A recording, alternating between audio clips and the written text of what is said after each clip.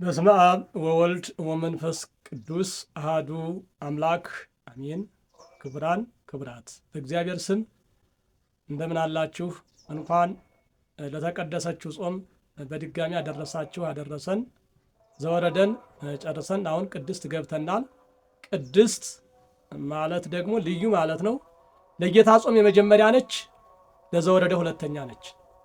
ይችን ጾም ቅድስት ተብላ በቤተ ክርስቲያን ስትሰየም ከስድስቱ አጽዋማት የተለየች ማለት ነው። ይህን ያሰኛት ለምንድን ነው ሲባል ራሱ ባለቤቱ ስለ ጾማት ነው። ራሱ ባለቤቱ ጾማታል። ከጾማት በኋላ ደግሞ ሶስት ደጋግ ነገሮችን አሳይቷል፣ ወይንም ሶስት ክፉ ነገሮችን ደግሞ ድል ነስቶባታል። የጾሟ ስያሜ ወይንም የጾሙ ስያሜ ብዙ ነው። በብዙ ስያሜ ይጠራል። አብይ ጾም ይባላል። ከዚያ ሲቀጥል ሁዳዴ፣ እንዲሁ ደግሞ የመሸጋገሪያ ጾም ይባላል። የቀድሶተ ገዳም ገዳምን የመባረክ ጾም ይባላል። ያው ቆሮንቶስ ገብቶ አምላካችን ስለመሰረተው ቆሮንቶስ ገዳም ስለገባ ብዙ ስያሜ ያለው፣ ሁሉንም ግን ተንትኖ መናገር ባይቻልም ሶስት ነገሮችን ግን የተወሰነ መናገር ይቻላል።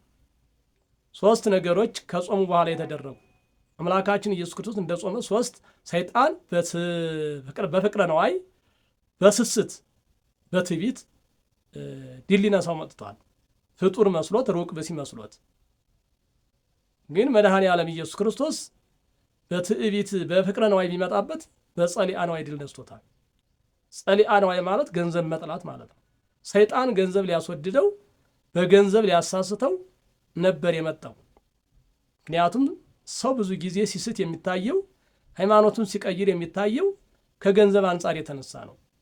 ገንዘብ ከመውደድ ደም ስሩን ከገንዘብ ጋር ከማያያዝ ነው። እስከ ሃይማኖታቸውን እስከ መለወጥ የሚደርሱት የገንዘብ ፍቅር እንጂ የሃይማኖት ፍቅር ይዟቸው አይደለም። የገንዘብ እውቀት እንጂ የሃይማኖት እውቀት ይዟቸው አይደለም። ይህንን ግን መድኃኔ ዓለም ተፈትኖበታል። ይህን ጾም ከጾመ ድል ነስቷል። ሲቀጥል ትዕቢት ነው። ትዕቢት ማለት ያው እንግዲህ ዲያብሎስ መጀመሪያ ጊዜ ትዕቢት ነው ይዞት አምላክ ነኝ ብሎ የተመኘው። ይሄ ትዕቢት ነው ራሱ። አምላክ ነኝና እኔን አክብሩኝ ያለው ትዕቢት ነው። ከኔ በላይ ሌላ ሰው የለም ለማለት ነው። ከኔ በታች እንጂ ሁሉም ያለው እንደማለት ነው ትዕቢት። ይሄ ትልቅ ኃጢአት ነው። ይህንም ድል ነስቶታል። በምን? በትህትና ትህትና በማሳየት የትህትና ስራ በመስራት። እዚያ ሲቀጥል ደግሞ በስስት ነው የመጣው። ስስትም በትዕግስት። ስስት ማለት ሁሉን መመኘት፣ ሁሉም የኔ ይሁን ማለት ነው። ይሄ አግባብ አይደለም። ሰው ያልተሰጠውን ለምን ይመኛል? በተሰጠን ጸጋ ሁላችንም እግዚአብሔር የሰጠን ጸጋ አለ። በሰጠን ጸጋ እንጂ መኖር ያለብን ያልተሰጠንን ጸጋ ከተመኘን የተሰጠነውን ደግሞ እናጣለን። ለዚህም ክርስቶስ በትዕግስት አሳይቶታል፣ በትዕግስት ድል ነስቶታል። ስለዚህ ይህን ጾም ስንጾም እነዚህን ነገሮች እያሰብን እኛም የሚመጣብንን ፈተና ድል ለመንሳት ለመቋቋም ከጾሙ ጋር ትሩፋት በመስራት ነው እንጂ ዝም ብለን መጾም ብቻ አይደለም ዋጋው። በጾም ብቻ ከሆነማ ኢሳይያስ ምዕራፍ 58 ቁጥር 3 ጀምረን የምናነባው ኃይለ ቃል ይነግረናል። እስመ አመ ጾምክሙ ትገብሩ ፈቃደክሙ ወትትፈደዩ ዳክሙ።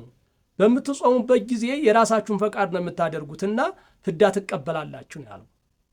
ስለዚህ ይህንን ከኛ ማራቅ አለብን ይህን ጾም ስንጾም። ለዚህ ነው ትልቁ ሊቅ ቅዱስ ያሬድ የክርስቶስን ጾም መሰረት በማድረግ ዓይን ይጹም፣ እግር ይጹም፣ እድ ይጹም፣ እዝን ይጹም፣ አፍ ይጹም ያለው። ዓይን ክፉ ነገር ከማየት ክፉ ነገር አይቶ ከመመኘት ይከልከል። ጆሮም ክፉ ነገር ከመስማት ኃጢአት የሚሆን ሥራ ከመስማት ይከልከል። አንደበትም ሐሜት ከማማት ክፉ ነገር ከመናገር ይከልከል። እንዲሁ ደግሞ እጅ ከመስረቅ ነፍስ ከማጥፋት ወደ ክፉ ነገር ከመስራት ይከልከል። እግርም ወደ ጣዖት ቤት ከመሄድ ወደ ስርቆት ከመሄድ ወደ ዝሙት ከመሄድ ይከልከል። ሁሉንም ኃጢአት የሚሆኑትን ነገሮች ከመስራት ይከልከል ብሎ ተናግሯል። ይሄ ከማንተ የተያዘ ነው?